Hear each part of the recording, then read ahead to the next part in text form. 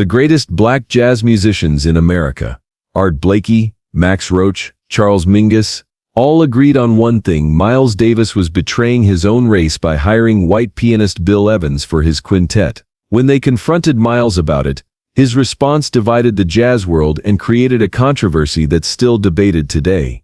It was December 1957, and the Café Bohemia in Greenwich Village was packed with the most influential figures in jazz. The occasion was supposed to be a celebration, a gathering of the music's elite, to honor the achievements of the past year. But by the end of the night, it would become one of the most contentious confrontations in jazz history. Miles Davis sat at a corner table, nursing a bourbon and trying to avoid the stares and whispered conversations that had been following him for months.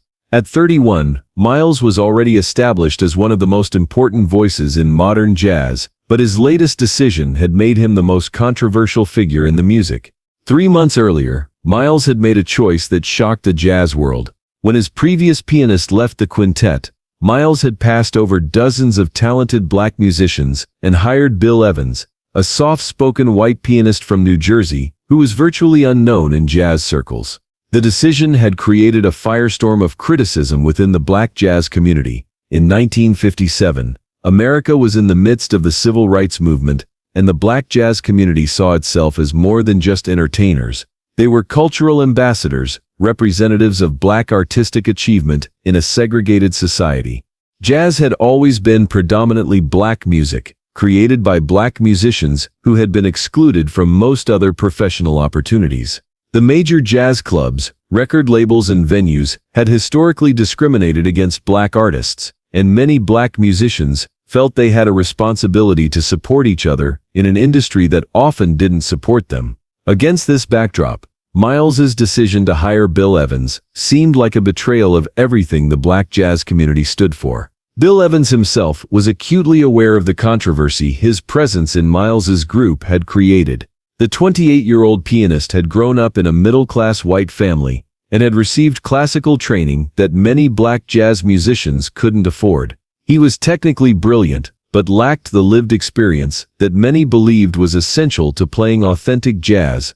Evans had joined Miles's quintet, knowing that he would face skepticism and hostility, but he hadn't been prepared for the intensity of the backlash. Jazz magazines questioned his authenticity. Black musicians openly expressed their disapproval, and some venues had even suggested that Miles would get better bookings with an all-black group.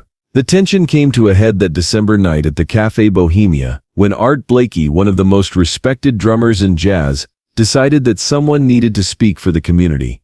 Blakey was known for his fiery personality and his commitment to developing young black talent through his Jazz Messengers band. He had come up during the bebop revolution of the 1940s and had witnessed firsthand how black musicians had created something revolutionary and beautiful, only to watch white musicians profit from sanitized versions of their innovations. As the evening wore on, Blakey gathered a group of musicians around him, Max Roach, Charles Mingus, and several other prominent black artists, and approached Miles's table. "Miles," Blakey said, his voice carrying across the suddenly quiet room, "we need to talk." Miles looked up from his drink and saw the faces of some of his oldest friends and collaborators. These weren't strangers or critics. These were men who had fought alongside him to establish bebop as a legitimate art form, who had struggled with him through the racism and discrimination that pervaded the music industry.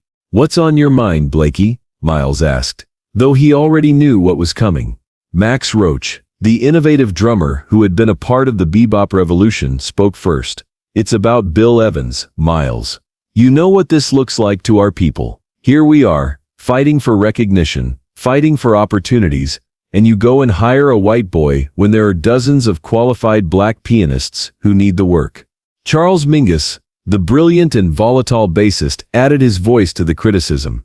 "Man, you got Tommy Flanagan sitting at home, you got Hank Jones struggling to get gigs, and you choose some white cat from New Jersey? What's that about?" The accusation hung in the air.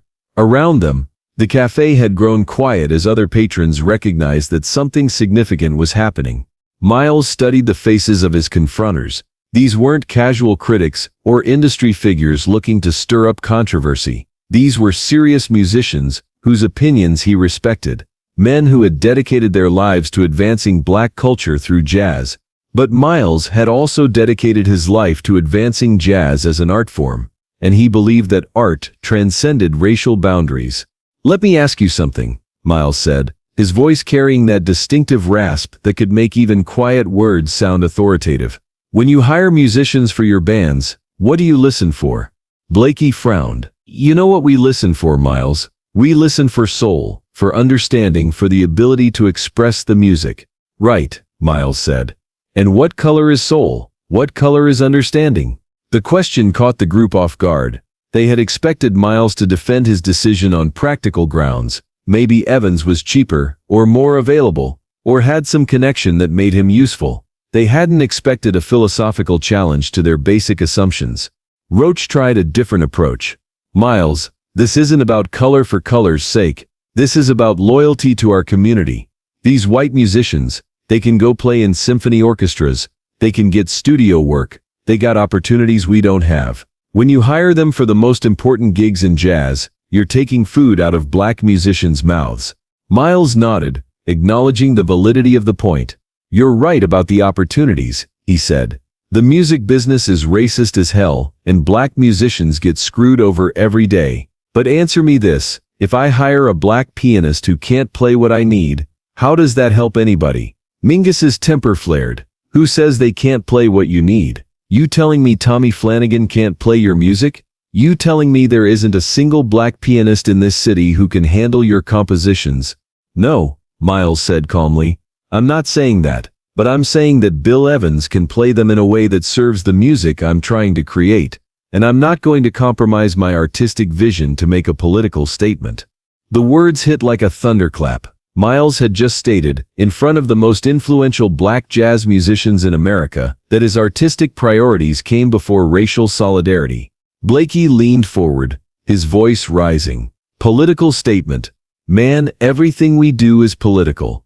Every time we play this music, we're making a statement about black creativity, black intelligence, black culture. When you hire white musicians, you're undermining that statement." Miles set down his drink and looked directly at Blakey. What he said next would be quoted for decades and would define his approach to music and race for the rest of his career. "Art. Let me tell you something, and I want everyone here to understand this. I don't hire musicians because of the color of their skin. I don't hire them because of their politics, or their background, or what statement it makes. I hire them because they can play the music I hear in my head better than anyone else can play it." He paused, letting the words sink in. "You want to know why I hired Bill Evans? Because when I play Autumn Leaves with him, it sounds like I always imagined it should sound. When we play ballads, he understands the harmonic concepts I'm working with. When we improvise together, we create something that neither of us could create alone." Miles stood up, his slight frame somehow commanding the attention of everyone in the room. "Now if there was a black pianist who could do what Bill does for my music, I'd hire him tomorrow. But there isn't. And I'm not going to hire someone who can't serve the music just to make you comfortable with my racial politics." The statement was met with stunned silence. Miles had essentially told the black jazz establishment that his artistic standards were more important than their expectations of racial solidarity. But Miles wasn't finished. "You talk about loyalty to the community," he continued, his voice gaining intensity. "Let me tell you about loyalty to the community. My loyalty is to make the best music possible, to push this art form forward, to show the world what jazz can be. If I compromise that by hiring musicians based on their race instead of their ability, I'm not helping the community. I'm holding it back." Roach shook his head. "Miles, you're missing the point. This isn't just about music. This is about representation, about showing the world that black musicians can handle any musical challenge. When you hire white musicians, you're sending the message that we can't cut it." Miles's eyes flashed with anger.